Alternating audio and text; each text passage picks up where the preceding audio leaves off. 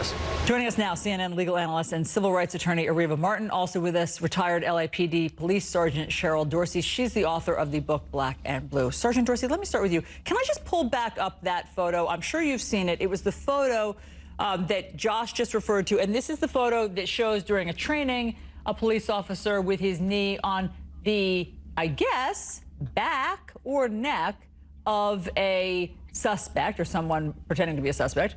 And so I don't think that this really makes as much of the defense case as some people have suggested. I mean, I see a knee here in between the shoulder blades, and I also just think that this is a very different position than what Derek Chauvin had George Floyd in. But do you think that this is going to help the defense? Well, I don't know. This deflection and try to confuse the jury is what's going on right now. And, we're trained to place our knee between the shoulder blades. And before we do that, before we even put body weight on someone, we always direct them to put their hands in the small of their back, palm up, so that they're in the ready to be cuffed position. But in this instance, we know that Mr. Floyd was already in handcuffs. And so we can't lose sight of the fact that Mr. Floyd was already handcuffed. He actually had been placed in the back of a police car, taken out, and then put on the ground. So all of these hypotheticals about, if a pig had wings, could it fly? None of that stuff was going on that day, and it's just to confuse and deflect from what really was occurring and what we saw.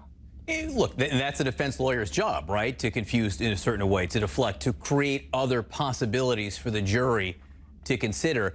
Areva, I'm curious about what you think is the most important next thing that will happen. We haven't really heard in-depth testimony yet on the medical issues. And we are on the prosecution witness list going to see Dr. Andrew Baker, medical examiner who performed the autopsy, Dr. Lindsay Thomas, a forensic pathologist. What do you think the most important parts of this aspect of the case will be?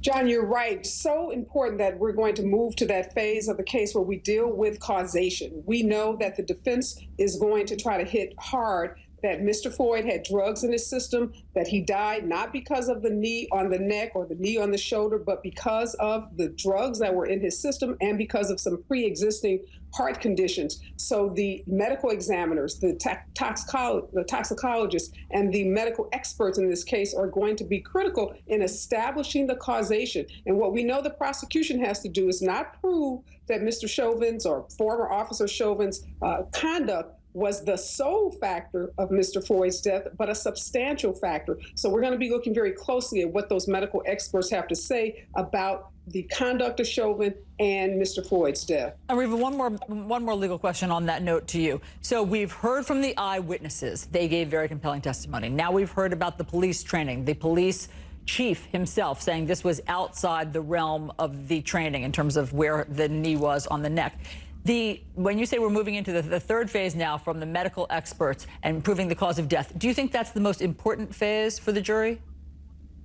I don't think so, Allison. Obviously, that's an important bar that the prosecution has to cross in terms of establishing that causation. But I think this case is going to come down to the videotape and the compelling testimony that we've seen so far. This is a case where jurors are going to be asked by the prosecution to believe their eyes and to use their common sense. So there's going to be a lot of technical testimony from these experts, but ultimately jurors are going to have to determine whether what they saw in that 9 minutes and 29 seconds constitutes murder, either second-degree murder, third-degree murder, or manslaughter. And I think they're going to use their common sense in making that determination. One of the things the defense keeps on hammering on, Sergeant Dorsey, is the idea that the police officers acted in a certain way because of the crowd that was there.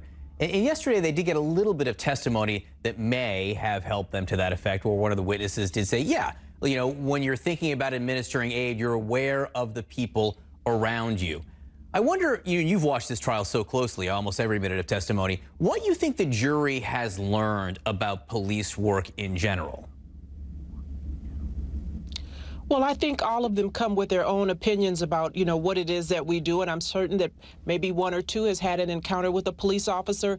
But, crowds witnessing what we do is inherent to police work. And this crowd was not menacing, but for the fact that many of them had black skin. And so now they want to paint the crowd as scary and intimidating, much like they tried to do with Mr. Floyd. And so none of that has anything to do with why did you sit on a handcuffed man's neck for 9 minutes and, oh, by the way, remain there after he was deceased, according to one of the medical professionals who responded on scene.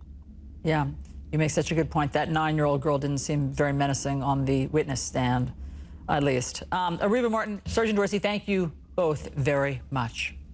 So Thanks,